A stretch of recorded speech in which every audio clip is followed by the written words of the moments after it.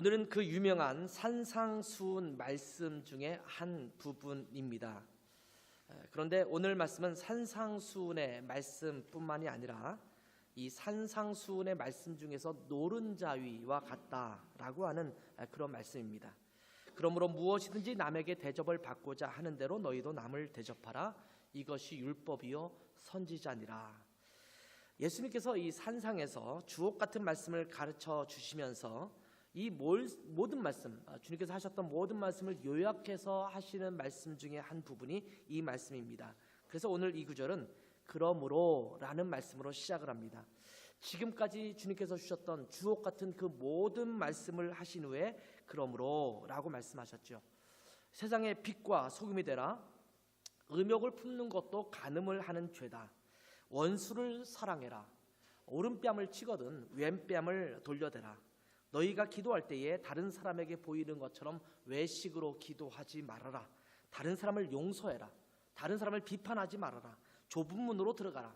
제가 일부만 지금 뽑아냈습니다만 마태복음 5장부터 시작된 이 주옥 같은 산상수훈 말씀이 계속되고 있습니다. 이것은 사실은 종교를 떠나서 굉장히 다른 사람들에게도, 일반적인 사람들에게도 굉장히 가르침이 되는 말씀으로 유명한 말씀들입니다. 그러면서 이 결론, 이 산상수훈의 결론을 향해서 나아가면서 주시는 말씀이 오늘 이 말씀입니다. 그러므로 지금까지 많은 가르침을 주었는데 이 모든 가르침을 아우르는 요약된 한 말씀을 너희에게 준다면 너희는 남에게 대접을 받고자 하는 대로 너희도 남을 대접하라. 이렇게 말씀한 것입니다. 그러면서 이것이 율법이요 선지자다. 이렇게 말씀하고 있습니다. 율법의 전체적인 것을 아우러서 요약하다면 바로 이거다. 너희가 남에게 대접을 받고자 하는 대로 남을 대접하는 것이다. 말씀하고 있는 겁니다. 예수님께서 율법을 요약해서 정리한 내용이 성경에 몇 번 등장합니다.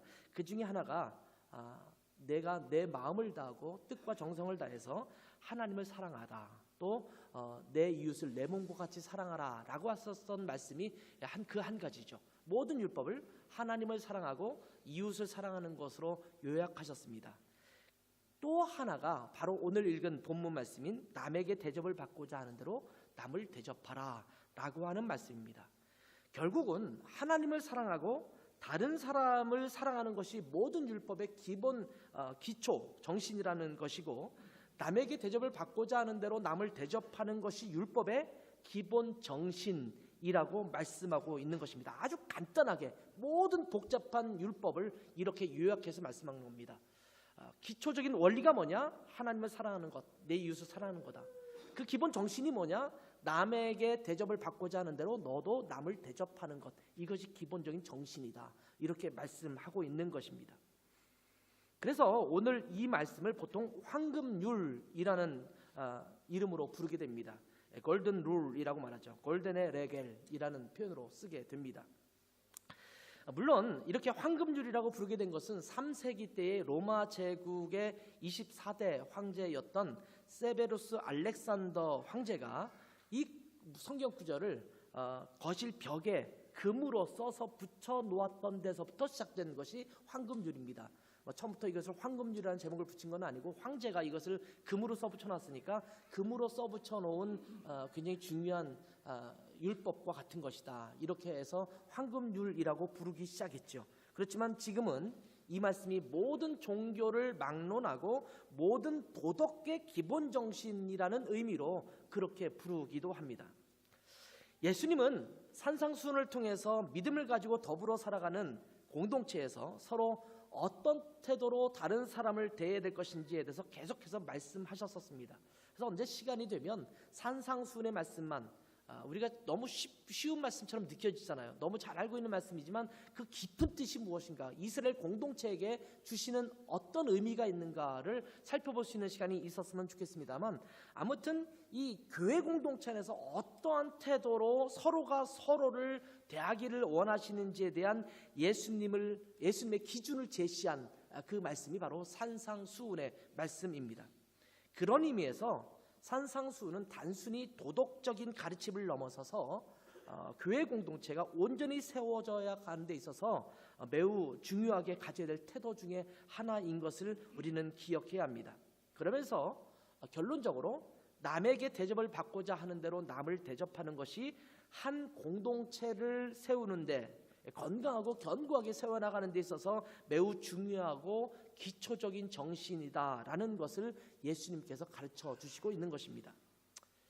자, 오늘 예수님은 대접을 받고 싶은 대로 다른 사람을 대접하라 라고 말씀했는데, 그렇다면 이 대접한다라는 말이 무슨 말일까요?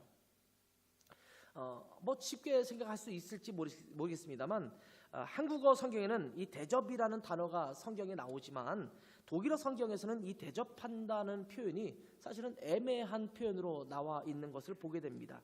아마 오늘 통역하는 사람이 오늘 지금 이 말씀을 쭉 해나갈 때 도대체 어떻게 통역해야 되나 이렇게 헷갈릴지도 몰라요. 왜냐하면 저희는 대접한다라고 얘기했는데 또 독일어 성경은 좀 다른 표현이 있거든요. 이것을 또 대접이라는 말로 해석을 하면서 지금 독일어 성경도 찾아볼 텐데 어떻게 해석할지는 본인이 알아서 하시면 되겠죠. 아무튼 우리가 독일에 살고 있기 때문에 독일어 성경을 먼저 우리가 한번 살펴보도록 하겠습니다. 우리가 루터 비벨 2017년 판을 우리가 저희 교회 본문으로 사용하고 있는데, 여기에는 이렇게 번역합니다. Alles nun, was ihr wollt, das euch die Leute tun sollen, das tut ihr ihnen auch, das ist das Gesetz und die Propheten. 이렇게 말하고 있죠. 여기서 대접하라는 단어를 직접적으로 찾아보기가 어렵습니다. 사실은 제가 여러 가지 독일어 번역본을 다 찾아봤습니다. 100%는 아니지만 굉장히 많은 독일어 성경을 찾아봤습니다만 거의 지금 이 루터 비벨에 나와 있는 이 번역본과 비슷하게 번역되어 있는 것을 보게 됩니다. 툰이라는 단어가 대접한다라고 우리가 해석하고 있는 부분에 들어가 있는 것을 볼 수가 있습니다. 이 툰이라는 단어가 무엇입니까? 뭐 우리가 과거형으로 쓰면 개탄 이런 말 쓰잖아요.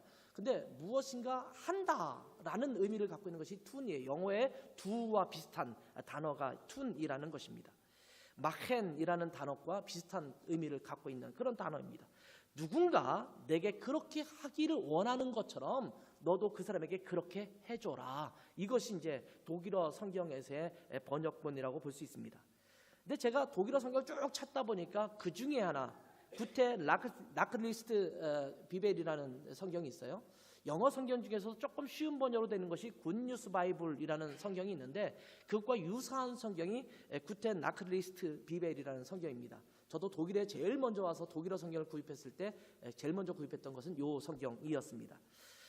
이 복음 성경, 우리말로 직역을 하면 복음 성경 또는 기쁜 소식 성경 뭐 이렇게 표현할 수 있겠죠. 좋은 소식 성경입니다. 이 구테 나클리스트 비벨에서는 이렇게 번역을 하고 있습니다. Behandelt die Menschen so, wie ihr selbst von ihnen behandelt werden wollt. Das ist es, was das Gesetz und die Propheten fordern. 이렇게 써 있어요. 여기 보면 다른 단어가 쓰여 있어요. 툰이라는 단어를 쓰지 않고 behandeln이라는 단어가 쓰여지고 있는 것을 볼 수가 있습니다. behandeln이라는 단어를 가지고 저희 아들과 아주 많은 시간을 논의했어요. 이 단어를 써서 우리 제목을 우리가 오늘 본문 제목을 설교 제목을 이렇게 붙였거든요. 이 단어가 독일에 지금 이렇게 쓸 수 있느냐, 쓰고 있느냐 뭐 이런 거 가지고 많이 논의를 했어요. 그럼에도 불구하고 이 성경에 나와 있는 이 번역본을 우리가 그대로 성경을 사용하면서 그렇게 제목을 붙였어요. 이 behandeln이라는 단어는 보통 우리가 취급하다라는 의미로 번역됩니다. 이런 걸 통역하기가 어려울 것 같아요. 그죠? behandeln은 behandel이다 이렇게 통역하면 되죠. 아무튼 대우하다, 뭐 대접하다, 치료하다 이런 의미로 사용하기도 합니다. 이 behandel이라는 단어에 handeln이라는 단어에 be라는 단어가 붙이죠. 성경 독일어에서 be라는 단어가 붙여지면 굉장히 또 다른 의미를 갖게 되는, 좀 포괄적인 의미를 갖게 되는 언어로 바뀌는 때가 참 많습니다. 손으로 뭔가를 한다라는 원래적인 의미가 거기에 녹아져 있는 것처럼 보이죠. handeln이라는 말이잖아요. 영어 단어에서는 핸들링이라는 단어가 있습니다. 핸들링이라는 단어를 우리가 제일 먼저 어디서 많이 배우게 되냐면 축구할 때 공을 손으로 터치를 하면 핸들링이라고 얘기하죠. 핸들링 반칙을 범했다 이렇게 말을 합니다. 그러니까 핸들링이라는 단어는 손으로 뭔가를 잡는다라는 의미가 있는데 그거 외에도 굉장히 영어에서도 많은 의미를 갖고 있습니다. 뭔가를 취급한다, 뭔가를 사용한다, 뭔가를 조작한다. 조작한다라는 것은 뭔가를 꾸며서 만드는 것 그걸 말고 이게 잘 뭔가를 만들어서 조작하는 거죠. 또 이렇게 기계를 조작하는 것처럼 또는 조종한다, 운용한다 뭐 이런 여러 단어의 의미로 사용되는 것이 핸들링이라는 단어예요. 물론 손이라는 의미에서 처음에 시작됐지만 그것을 가지고 운영되는 모든 것들을 포괄하는 의미로 사용되는 것이 핸들링이라는 단어인데 제가 생각할 때는 베한델트라는 단어가 사용될 때 이 핸들링이라는 단어와 유사한 관계가 있지 않은가 이런 생각을 하게 됩니다. 그런 것처럼 내부적인 의미를 보면 어떤 의도를 가지고 뭔가를 행하는 것 이것을 의미하는 것이 기본적인 바탕에 깔려있는 언어인 것 같습니다. 영어 성경을 보면 또 다른 단어가 사용되고 있는 것을 볼 수가 있습니다. 영어 성경 중에서 NASB New American Standard Bible를 줄여서 이제 NASB라고 그러는데 이 번역은 이렇게 있습니다. Therefore, however you want people to treat you, treat라는 단어를 썼어요. So treat them이라는 말 썼죠. 여기 보면 treat라는 단어가 사용됐습니다. 우리가 보통 일상에서 많이 사용하는 treat라는 단어는 화장품에서 많이 사용되죠. 트리트먼트라는 말을 쓸 때 보통 이제 트리트라는 단어를 많이 여러분이 생각하게 될 겁니다. 이 트리트라는 단어도 역시 취급하다, 다루다, 치료하다, 대우하다, 또 처리하다 뭐 이런 여러 가지 의미로 사용되고 있습니다. 여기에 대접한다라는 의미도 여기에 내포되어 있습니다. 내가 한턱 낼게라고 하는 이 턱이라는 단어도 트리트라는 단어로 써서 사용할 수가 있습니다. 영어에서. 그러니까 뭔가를 대접한다라고 할 때 한턱 낸다라고 할 때 트리트라는 단어를 썼는데 여기에 보면 다른 사람에게 대접을 받고 싶은 대로 남을 대접하라라고 할 때 이 트리트라는 단어를 사용한 것을 보게 됩니다. 이 턱 한턱 낼게라는 턱이 무슨 말인가를 제가 또 사전 찾아봤어요. 그랬더니 좋은 일이 있을 때 남에게 베푸는 음식 대접 이것이 턱이라고 쓰여져 있더라고요. 한국 성경 중에서 공동 번역 성경에는 이렇게 번역되어 있습니다. 너희는 남에게서 바라는 대로 남에게 해주어라. 이것이 율법과 예언서의 정신이다. 이렇게 이야기를 해주고 있습니다. 남에게 바라는 대로 너도 해줘라. 우리가 루터 비벨에서 나오고 있는 것처럼 툰이라는 단어를 사용한 것처럼 이렇게 번역되어 있습니다. 자, 우리는 보통 대접한다라는 것을 말할 때는 보통 사람들에게 음식을 대접할 때 이 대접한다라는 말을 한국적으로는 많이 사용하게 됩니다. 제가 국립국어원의 표준국어 대사전을 찾아보았습니다. 여기 보니까 대접에 대해서 이 두 가지 뜻으로 말씀해주고 있더라고요. 말해주고 있더라고요. 그게 뭐냐면 첫 번째는 마땅한 예로서 대하는 것이다. 이렇게 말하고 있어요. 그 사람에게 마땅한 예의를 갖추어서 대해주는 것이 대접한다라는 것이고 두 번째로는 음식을 차려서 접대하는 것이다. 이 두 가지 의미로 설명하는 것을 볼 수가 있습니다. 아마 성경에서 우리에게 다른 사람을 대접하라고 했을 때 다른 사람이 원하는 대로 해주라 라고 말씀하고 있을 때 이것은 두 부분을 다 의미한다라고 보게 됩니다. 그렇다면 남을 대접한다라는 말이 무엇일까요? 제가 사실은 헬러 성경도 다 찾아봤거든요. 원래의 원어를 찾아봤어요. 이 원래의 원어는 사실은 이 독일어 성경과 비슷한 해준다라는 표현이 쓰여지고 있는데 여기에는 이 해준다라는 표현이 사실은 우리 독일어 성경에 해준다라는 의미와는 또 딱 맞지는 않아요. 그러니까 여기에 대접한다라는 의미와 해준다라는 의미가 함께 섞여 있는 표현이 같이 녹아져 들어 있는 표현이 그 단어에서 사용되고 있더라고요. 이 성경에서 대접한다라는 말을 그럼 뭐라고 우리가 해석하면 될까? 상대방이 원하는 대로 해주는 것, 이것이 바로 대접한다라는 것입니다. 마땅한 예로 대해준다 이렇게 이야기했는데 그 사람의 인격을 존중해주고 있는 모습 그대로를 존중해주는 것을 말합니다. 그래서 상대방이 존중받고 있다라는 것을 느끼게 해주는 것, 이것이 바로 대접하는 것입니다. 내가 옆에 있는 사람과 함께 앉아 있을 때 옆에 있는 사람을 어떻게 하면 대접해 줄까요? 이 사람이 내 옆에 앉았다는 것을 너무 기쁜 표정으로 받아주는 거예요. 당신이 내 옆에 앉아서 너무 마음이 기쁩니다. 상대방이 존중받고 있는 거죠. 야, 이 사람이 나를 환영하고 있구나. 이게 대접하는 거예요. 교회를 처음 방문했을 때 그 사람에게 당신이 오늘 우리 교회에 와줘서 너무나 반갑고 기쁩니다 라고 하는 표정과 표현으로 그 사람을 맞이해 주면 그 사람을 마땅한 예로 대접해 주는 거예요. 저희 집에 누군가 왔어요. 근데 제가 표정이 어두워요. 어둡고 이 사람 왜 왔지? 그럼 귀찮은 표정을 내면 마땅한 예로 그 사람을 대하는 게 아니에요. 그 사람을 대접해 준다는 것은 밝은 표정으로 오셨어요. 그렇지 않아도 만나고 싶었는데 자 들어오세요. 차 한잔 하시죠. 라고 하면서 반갑게 맞아주면 그것은 대접해 주는 게 돼요. 그러니까 마땅한 예로 상대방을 봐주는 거예요. 찬양팀이 앞에서 인도하는 겁니다. 찬양팀이 찬양을 인도해요. 찬양을 인도하는데 여러분이 심드렁하게 좀 뭐 하는 짓이지? 왜 오늘 저 찬양을 하지? 만약 그런 표정을 하고 있으면 대접하지 않는 겁니다. 여러분이 찬양팀을 제대로 대접하지 않는 거예요. 찬양팀에게 제대로 대접하는 것은 그 찬양팀이 찬양 인도하는 데서 마음껏 함께 대응하면서 찬양을 함께 해주는 것, 이것이 바로 대접하는 거예요. 찬양팀은 내가 저 사람들의 표정이 어떻든 말든 내 관계없이 내가 한 것을 계속 내가 원하는 콘티대로 움직여서 진행해 나갔다라고 하는 것이 성도를 대접하는 게 아닙니다. 대접한다라는 것은 성도들의 표정을 보면서 이들이 하나님을 잘 예배하도록 잘 도와주는 것, 이것을 잘 대해주는 것, 성도가 예배자로서 온 그 예배자들의 모습에 합당하게 그렇게 보아주는 것, 이것이 바로 그 사람을 대접해 주는 거예요. 이것이 대접이에요. 남편은 아내를, 아내는 남편을, 부모는 자녀를, 자녀를 부모를 그 마땅한 예로 그렇게 대접해 주는 것. 하람아 일로 와봐. 그런데 대답도 안 해. 5번 불렀는데 그 중에서 왜요? 이렇게 대답을 한다. 그러면 아빠를 마땅한 예로 대우해 주지 않는 거예요. 그 대접한다는 것은 뭐냐면 아빠가 부를 때 우리 아이들은 한 번에 부르면 딱 대답을 하죠. 그런데 부르면 대답을 하고 곧바로 아빠 왜요? 하고 달려오는 것. 이것이 아빠를 향한 대우해 주는 거예요. 대접해 주는 거예요. 우리가 말하는 것이 누구를 누구에게 어떻게 대접해 주는가를 말할 때 이렇게 우리가 해석하면 될 거예요. 또 하나는 상대방의 피로를 채워주는 것이 대접입니다. 왜냐하면 두 번째 의미로 볼 때 음식을 차려서 접대하는 것, 이것이 대접이라고 했잖아요. 꼭 음식만이 아니라 상대방에게 필요한 것들을 제공해 주는 것, 이것이 바로 대접하는 것입니다. 상대방이 뭔가를 뒤적뒤적거리고 있으면 너 뭐 필요해? 휴지가 필요해? 여기 휴지 있는데 내 휴지 줄까? 라고 하면서 그 사람에게 필요한 것들을 제공해 주는 것, 이것이 바로 대접해 준다라는 겁니다. 이 두 가지 측면에서 다른 사람을 배려하고 그러한 태도로 다른 사람을 대하는 것, 이것이 바로 대접하는 것입니다. 여러분 옆에 있는 사람을 서로 대접해 주세요. 그 사람을 예로서 대해주고 그 사람의 피로를 채워주고 이렇게 할 때 서로를 대접해 주는 것입니다.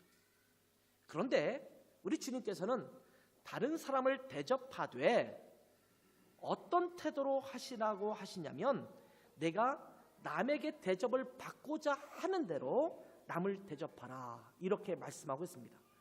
대접하는 태도의 기준은 내가 남에게 대접을 받고자 하는 정도의 기준을 제시해 주고 있습니다. 그런데 이 말씀을 오해하시면 안 됩니다. 이 말씀을 잘못 이해하면 이렇게 생각할 수 있습니다. 어떤 사람에게 식사를 대접해 주기로 했다고 합시다.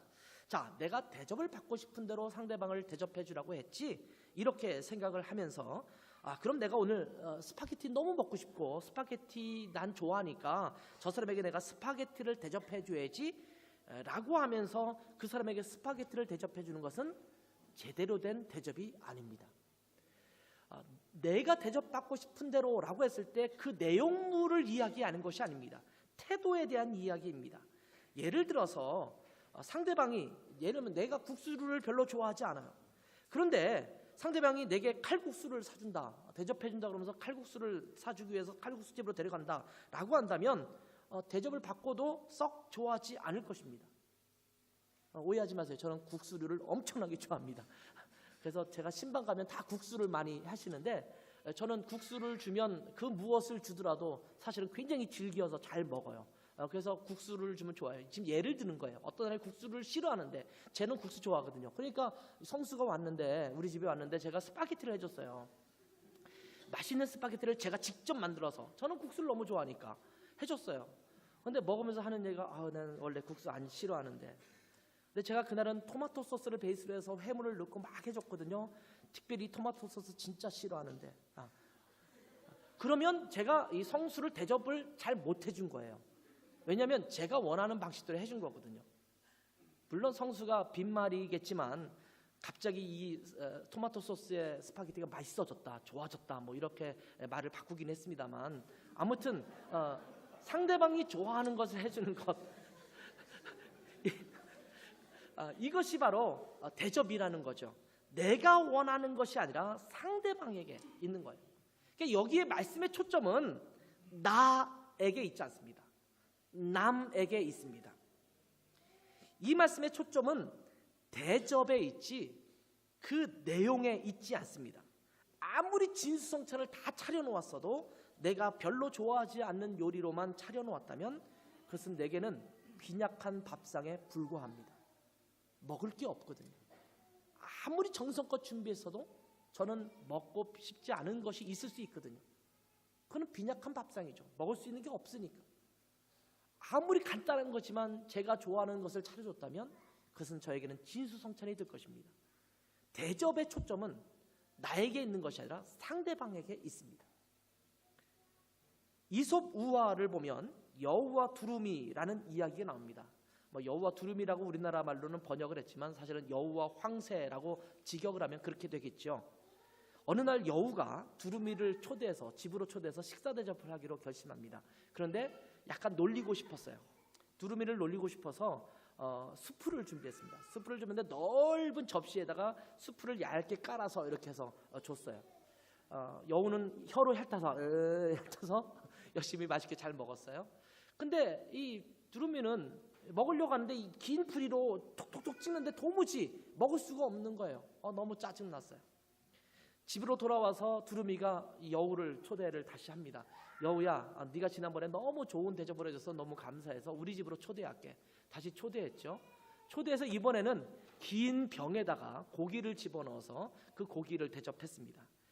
긴 부리를 갖고 있는 두루미는 그 안에 부리를 집어넣어서 톡톡 찍어서 고기를 집어서 먹을 수 있었습니다. 그런데 입이 짧은 이 여우는 도무지 그 구멍으로 입이 들어가지도 않기 때문에 그 안에 있는 것을 먹어보지도 못했습니다.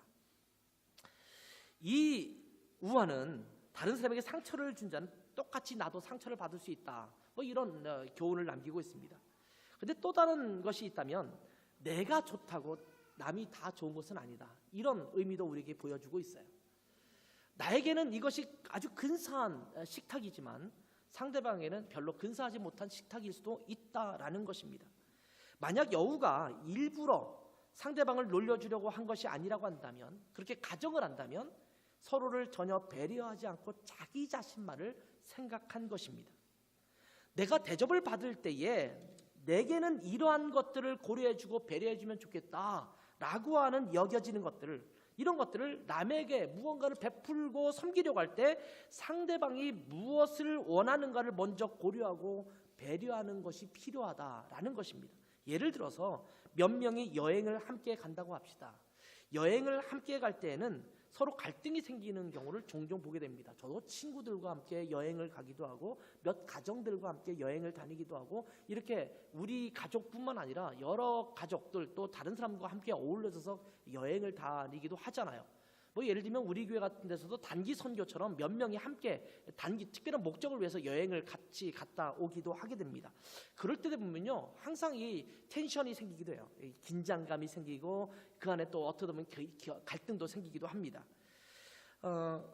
먹는 문제 때문에 갈등을 일으키기도 하고요, 숙소 문제 때문에 또는 관광 스타일 때문에 서로 갈등이 생기기도 합니다. 주로 한식을 먹으려는 사람이 있는가 하면 그곳에 가면 그 지역에 있는 지역 특산 음식을 맛보려는 사람이 있죠. 그 사람이 둘이 같이 가면 굉장히 어려움이 많이 겪여져요.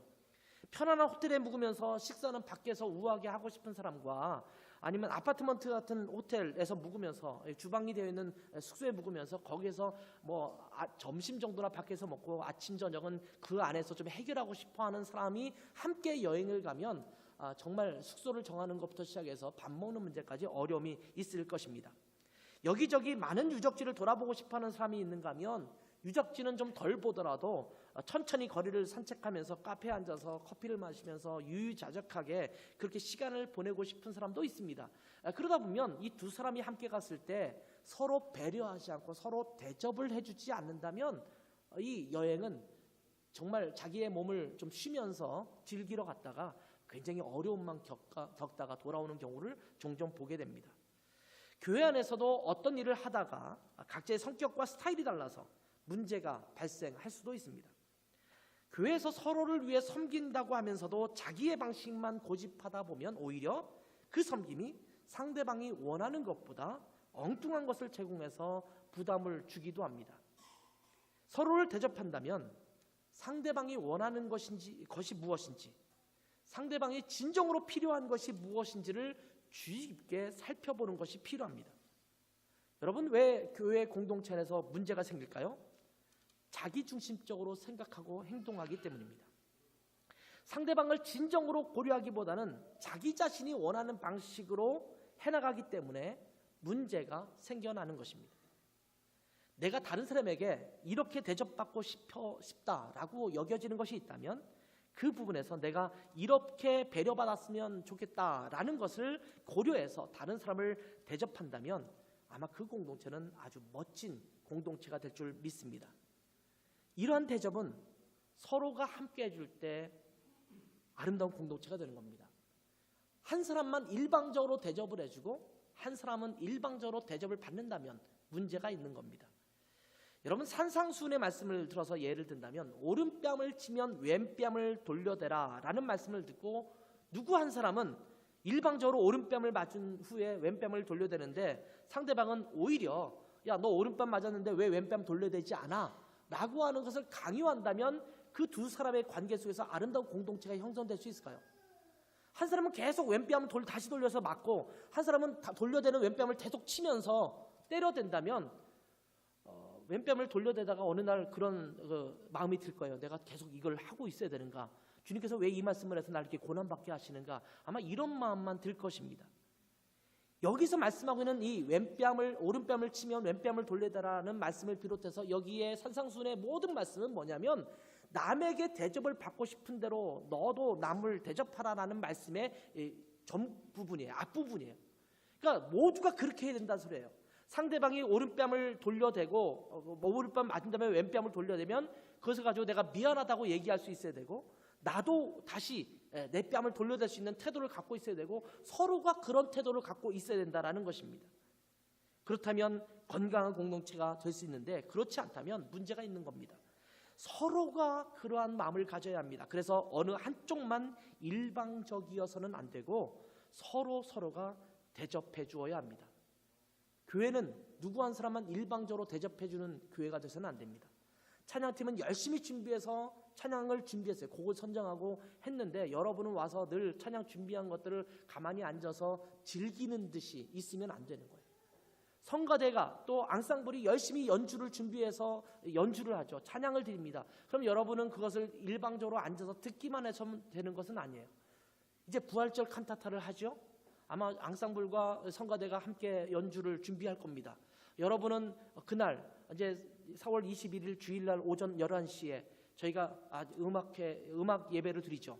부활절 음악 예배를 드릴 때 성가대와 앙상블의 아름다운 찬양을 여러분은 즐기면서 하나님 앞에 영광 돌릴 겁니다. 야, 잘 준비하겠지? 나는 가서 잘 즐기면서 하나님 앞에 영광 돌려야지. 이런 마음만 가져서는 안 된다는 겁니다. 대접한다는 것은 무엇이냐면 저 사람들은 연습을 하고 잘 준비한다면 그럼 나는 저 사람들에게 간식이라도 좀 챙겨줄까? 라는 마음을 갖는 것이 대접해 주는 거예요. 누군가가 뭔가를 준비하고 있다면 상대방은 그것에 대해서 뭔가 다른 것들을 통해서 그 사람을 섬기려고 하는 것, 이런 것을 같이 갖고 있을 때 대접한다라는 거예요. 집사님들은 주방에서 열심히 일하면 연세 드신 집사님, 우리 교회에서 연세 드신 집사님이라고 할 분은 그렇게 많지는 않습니다만 아무튼 우리 교회에서 그래도 연세 드신 집사님들이 부엌에서 열심히 일하면 저분들은 나이가 있고 그래도 음식하는 데서 노하우가 있으니까 저분들은 열심히 준비하겠지. 우리는 청년이니까 받아 먹으면 되지. 이렇게 앉아 있어서는 안 된다라는 거예요. 열심히 준비하는 분들은 대접하는 마음으로 열심히 준비하는 것이고 또 다른 사람들은 옆에서 무엇인가 도울 수 있는 것들을 부지런히 찾아서 그분들의 수고를 좀 덜 수 있는 것들을 함께하는 것이 서로를 대접하는 것이라고 하는 거예요. 한 사람만 일방적이면 안 된다는 겁니다. 왜 우리 집사님들이 대접받으려고 하지? 왜 우리 목사님이 대접받으려고 하지? 이렇게 표현하시면 안 된다는 거예요. 그분들은 그분들이 받아야 될 대접을 받아야 되고 여러분은 여러분이 받아야 될 대접을 또 받아야 되는 거예요. 서로가 서로에게 대접을 받아야 된다는 것입니다. 그럴 때 교회가 건강한 교회 공동체가 될 수 있다는 겁니다. 그렇기 때문에 지금부터 여러분은 남을 대접하는 자가 되시기를 바랍니다. 보통 우리는 누군가가 나를 대접해주는 사람이 있지 않을까 이런 생각을 하게 됩니다. 몸이 아프면 내가 아프다는 것을 누군가 알고 격려해주고 약도 챙겨주기를 기대합니다. 배가 고플 때는 누군가가 내게 음식을 대접해주거나 밥을 해주면 좋겠다라는 생각을 하게 됩니다. 특별히 어떤 특정한 음식이 먹고 싶을 때는 더욱 그렇죠. 그 음식을 누군가 나에게 좀 대접해주면 좋겠다. 정말 김치찌개, 잘 익은 김치로 벌벌 끓인 그 김치찌개, 아주 쌀밥, 따뜻한 그 쌀밥과 함께 좀 한 그릇 먹었으면 좋겠다. 군침들 삼키지 마세요. 아무튼 그걸 먹고 싶다라고 했을 때, 야, 누군가 그걸 좀 해주면 좋겠다 라는 대접받고 싶은 마음이 여러분 가운데 있지 않겠습니까? 내가 어떤 일로 고민하고 있을 때 누군가가 나를 위로해주고 내게 맛있는 음식이라도 대접해주면서 격려해주면 좋겠다 이런 생각을 하게 됩니다. 내가 좋은 일을 맞이했을 때 다른 사람이 함께 덩달아 기뻐해주고 내게 꽃다발을 주면서 이것을 동네방네 소문내주면서 야, 이 사람이 이렇게 잘했어, 좋아, 너무 좋아 이렇게 해주기를 바랍니다. 내가 뭔가를 준비하고 있을 때 그것이 이사일 수도 있고 입시를 준비하는 일일 수도 있고 어떤 서류를 준비하는 일일 수도 있고 집을 구하는 일이나 콩쿠르에 나가는 일이나 어떤 프로젝트를 진행하는 일일 수도 있는데 그런 일이 있을 때 누군가가 나에게 이 부분에 있어서 도움을 주면 좋겠다 이런 기대를 갖습니다. 그게 뭐냐면 대접을 받고 싶은 거예요. 누군가 나에게 이렇게 해서 내가 이 부분에서 도움을 좀 받으면 좋겠다 이런 생각을 갖게 됩니다. 그럴 때 누군가가 내게 다가와서 도움을 주면 얼마나 좋겠습니까? 그렇지 않습니까? 그런데 우리는 우리가 도움받을 것만 생각하고 있지 내가 다른 사람의 그런 부분을 민감하게 살펴 도움이 되려고는 생각하지 않습니다. 이게 문제입니다. 오늘 본문 말씀을 하신 이후에 예수님께서는 24절 이후의 말씀에 결론적인 말씀을 하십니다. 24절 이후가 산상수훈의 최종 결론의 말씀이에요.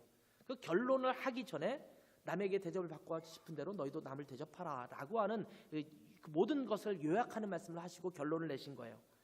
이 결론의 말씀이 어떤 것이냐면 반석 위에 세운 집과 모래 위에 세운 집에 대한 비유를 통해서 말씀하십니다. 그러면서 24절에 이렇게 말씀을 하십니다. 그러므로 누구든지 나의 이 말을 듣고 행하는 자는 그 집을 반석 위에 지은 지혜로운 사람 같으리니. 자, 이 모든 말씀, 산상수훈의 모든 말씀을 하신 이후에 예수님께서는 반석 위에 짓는 집과 같이 든든한 인생의 집을 지으려면 어떻게 해야 되는가 라고 말씀하시면서 나의 이 말을 듣고 행하는 자가 되어야 된다 이렇게 말씀하고 있습니다. 모래 위에 집을 세운 사람에 대해서는 26절 말씀처럼 이렇게 말합니다. 나의 이 말을 듣고 행하지 않는 자는 모래 위에 집을 지은 자와 같다 이렇게 말씀하고 있습니다. 자, 여기에서 강조하는 게 뭘까요? 주옥 같은 말씀을 가르쳐 주셨어요. 그 말씀을 들었습니다. 그러면 그 말씀을 들은 자가 해야 될 일은 뭐예요? 행해야 된다라는 거예요. 이 말씀을 듣고 행하는 자와 이 말씀을 듣고 행하지 않는 자가 있는데 행하는 자는 반석 위에 지은 집같이 든든하게 설 수 있는 그런 믿음의 사람이 될 것이다 라고 말씀하고 있는 겁니다. 말씀을 들었다면 듣고 행하는 자가 될 때 진정한 하나님의 자녀로서의 든든한 집을 짓게 된다라는 것입니다. 그렇기 때문에 남에게 대접을 받고자 하는 대로 남을 대접하라 라는 말씀을 여러분이 들었다면 이제 뭘 해야 될까요? 그대로 행해야 합니다. 지금부터 곧바로 다른 사람을 여러분 대접해 주시기 바랍니다. 대접을 받고자 하지 말고 남에게 대접을 받고자 하는 대로 다른 사람에게 대접하십시오. 이 본문에서 이렇게 말씀하고 있지 않습니다? 남에게 대접을 받고자 하는 대로 남을 대접하라. 그리하면 그도 너를 대접하리라. 이렇게 말씀하고 있지 않습니다. 여러분 괜히 엉뚱한 상상력으로 거기에 한마디를 덧붙이지 마세요. 여러분이 다른 사람을 대접한다고 해서 그 사람이 여러분을 대접해 주는 것은 아닙니다. 그러나 공동체 안에서 서로가 그렇게 할 때 자연스럽게 모든 사람은 대접을 받는 사람이 될 것입니다. 여러분 옆에 있는 분에게 제가 자주 하는 일이잖아요. 인사를 하는 겁니다. 오늘 위험한 인사를 할 겁니다. 내가 이제부터 당신에게 대접해드리겠습니다. 인사하세요.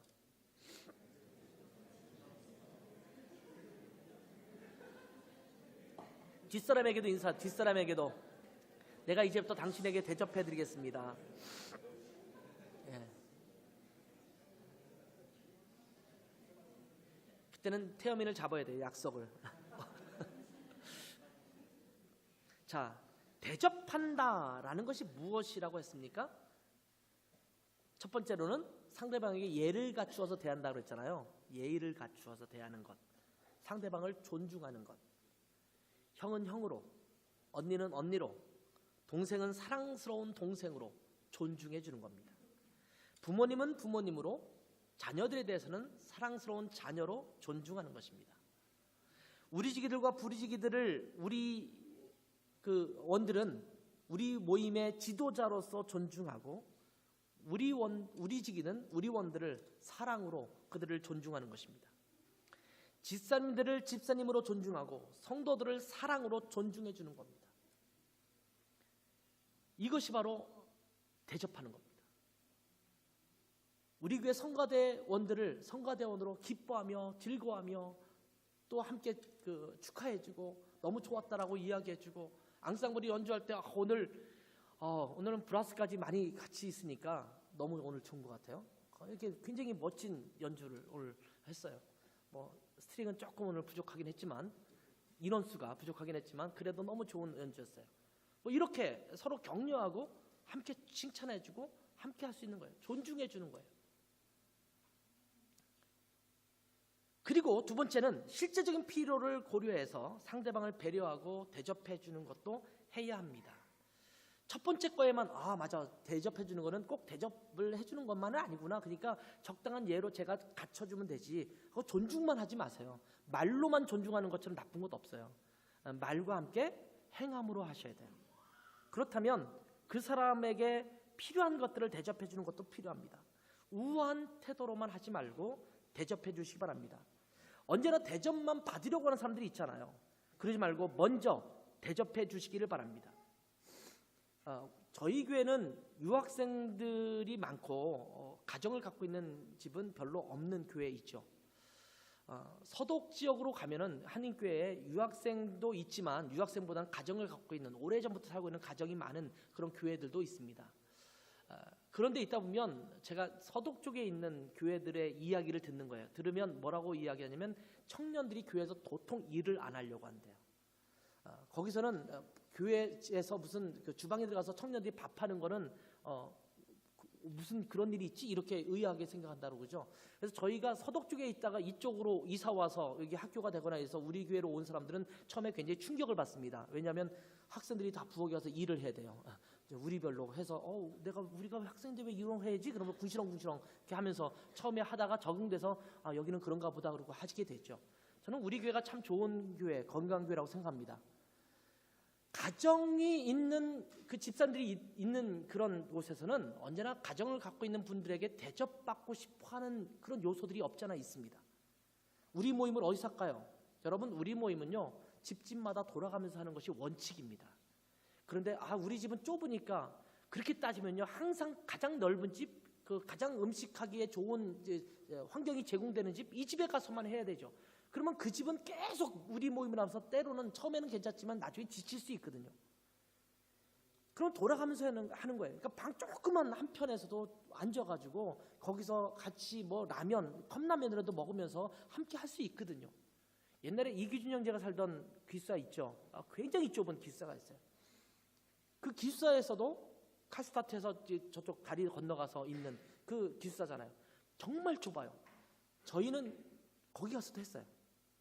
거기서도 공동주방이 있으니까 공동주방에서 밥을 해서 그 옆에 그 복도에 이렇게 의자, 철제 의자가 쭉 놓여진 데 있어요. 거기서 같이 밥을 먹고 그리고 거기서 우리 모임도 하고 그렇게 했단 말이죠. 우리가 하려고 마음 먹으면 할 수 있는 거예요. 근데 항상 우리는 가정을 갖고 있는 집사님에게 대접받기를 원해요. 여러분, 그런 집사님들을 여러분께서 집사님 부부를 제가 한번 오늘 초대할게요. 저희 집에 식사 한번 하시러 오시겠어요? 우리 모임이 아니더라도 그렇게 한다면 집사님들이 충격 먹을 거예요. 우리 청년인데 어떻게 우리한테 식사 대접을 해준다고 할까? 그런 대접을 받으신 집사님들이 있어요. 손들어 보지는 않더라도 아마 거의 없을 거예요. 무슨 소리냐면 집사님들은 대접을 해주시는 분이지 우리가 그분들에겐 대접하지 않아도 된다라는 생각을 갖고 있는 거예요. 지금은 그렇지 않습니다만 과거에 꽤 오래전이에요. 예전에 정말 한 10년 가까이 됐을 거예요. 한국을 제가 방문해서 나가면 우리 교회에 있다가 한국에 나간 사람 있잖아요. 그런 사람을 만나는데 제가 잠깐은 충격이었어요. 제가 밥을 사는 상황에 늘 그분들은 나가서 이제 직장도 잡고 돈을 벌기도 하고 그러는데 여기서 있던 것이 있잖아요. 저희는 언제나 학생들은 저희 집에서 밥을 먹고 저희가 대접을 해주고 늘 그래 왔으니까 한국을 가는데도 직장 가졌는데 밥을 사질 않더라고요. 그래서 처음에는 충격을 먹었어요. 여기는 우리가 독일에 있다가 나왔는데 여기에 있다가 한국에 간 사람이 저는 먹고 싶어서 대접받고 싶어서 하는 게 아니고 그들 기쁨으로 사줬어요. 사줬는데 한편으로 그런 생각이 들더라고요. 야, 여기 와서도 유학생이구나. 여전히 유학생처럼 사는구나. 아마 다른 사람에게는 그러지 않을 거예요. 근데 이게 잘못 가르친 것일 수 있겠구나 이런 생각이 들더라고요. 여러분이 여러분의 집사님들을 좀 초대해서 밥을 대접해 줄 수 있잖아요. 식사 대접할 수 있잖아요. 제가 목사인데 목사가 잘못된 근성을 갖고 있을 수 있는 한 부분이 있어요. 이게 뭐냐면 자꾸 대접받는 거예요. 누구든지 목사한테 대접을 해주는 거거든요. 물론 저희 교회 같은 경우는 유학생 교회니까 조금 달라요. 유학생 교회이기 때문에 목사 사모가 또 준비해서 뭘 해줘야 되는 것이 많은 교회이긴 합니다만 일반적으로 보면 목사가 대접을 많이 받거든요. 집사님들이 밥을 해주고 또 사주고 뭐 이런 것들이 많아요. 한국에 제가 목회할 때는 대부분 집사님이나 이런 분들이 저를 사주지 제가 대접한다 그러면 하여튼 한국에 있잖아요. 그 계산할 때 서로 막 몸싸움하는 거. 몸싸움하면서 목사님 그러지 마세요 뭐 이러고 막 그런 경우도 있고 어떤 분은 내 카드를 집어서 내팽개치기도 하시고 막 아니 이 귀한 카드를 막 내팽개치고 이러더라고요. 뭐 그거 주스러 간 사이에 다시 결제하시고 이러는 몸싸움을 하면서 대접을 받다 보니까 뭐 자연스럽게 뭐 목사는 대접받아야지 이런 생각을 갖게 될 수 있거든요. 여러분 대접은 서로가 하는 거예요. 목사도 대접을 할 수 있고 성도도 할 수 있는 거예요. 여러분이 집사님들을 대접할 수 있어요. 교회에서 섬기는 사람들을 대접할 수 있어요. 우리 지기를 대접할 수 있어요. 여러분이 선배를 대접할 수 있고 또 선배는 후배를 대접할 수 있고 서로가 서로를 대접할 수 있는 거예요. 그러면 상대방이 얼마나 기뻐할까요? 제가 요 근래 감기에 걸려서 엄청 고생하고 있습니다. 예전에는 감기에 걸리면 금방 빨리 나았는데 요즘은 왜 그런지 감기가 빨리빨리 안 떨어져요. 한 해 두 번의 고생하는 감기를 걸려본 적이 없는 것 같은데 올해는 2월 달에 한번 참 힘들었는데 이번에 더 힘들게 감기 때문에 어려워하고 있어요. 그전에도 제가 감기에 걸렸다 그러니까 누군가 저에게 이렇게 딱 감기에 좋은 차를 갖고 와서 정말 너무 감사했던 기억이 나요. 근데 이번에도 제가 아프다는 사실을 한 집사님 중에 한 분이 제 현관 앞에 뭐 벨도 누르지 않고 그냥 나가 보니까 촉하니 뭐가 놓여져 있는데 거기 차하고 꽃하고 이렇게 확 놓여 있어요. 예쁜 튤립하고 놓여져 있었어요. 그러면서 간단한 메시지가 있었죠. 기도하고 있으니까 힘내고 빨리 쾌차하라라고 하는 것이 짧은 내용입니다. 근데 그런 것을 받으면 몸이 힘들지만 정말 힘이 나는 거예요. 제가 귀한 대접을 받고 있구나 이런 생각을 갖게 되는 거예요. 우리는요 여러 가지 모양으로 서로에게 대접할 수 있는 거예요. 거창한 것이 아니어도 충분히 대접할 수 있는 것들이 많습니다. 여러분 어딘가 여행을 다녀오시면 여러분의 우리 지기를 위해서 우리원들 거는 안 챙겨도 돼요. 우리 지기를 위해서 뭐 선물 간단한 거라도 하나 사다 드리십니까? 어딘가 갔다 오면 나를 위해서 수고하는 우리 지기들에게 이런 선물 커피 하나라도 차 하나라도 이렇게 선물할 수 있는 그런 대접하는 마음이 있으면 좋겠다라는 생각이 들어요. 커피 한 잔, 간단한 빵 하나부터 시작해서 우리가 할 수 있는 것들을 통해서 대접하려고 한다면 정말 많은 대접을 옆에 있는 사람에게 다른 사람에게 할 수 있는 것입니다. 자, 이제부터입니다. 서로 대접합시다. 누군가 내게 뭔가를 해주기를 바라지 말고 내가 먼저 대접합시다. 이 설교를 듣고 먼저 대접하라고 했는데 왜 아무도 내게 대접을 해주지 않는 거지? 일주일이 지난 후에 그렇게 생각하고 있다면 여러분은 지금 잘못하고 있는 겁니다. 여러분이 대접을 받으려고 하는 거예요. 그게 아니라 여러분이 대접을 하기 시작해야 돼요. 내가 대접을 받으려고 하는 마음도 없었지만 일주일이 지나 보니까 정말 많은 사람이 나에게 대접을 해줬네? 이런 느낌을 받는 한 주간이 되어야 될 줄 믿습니다.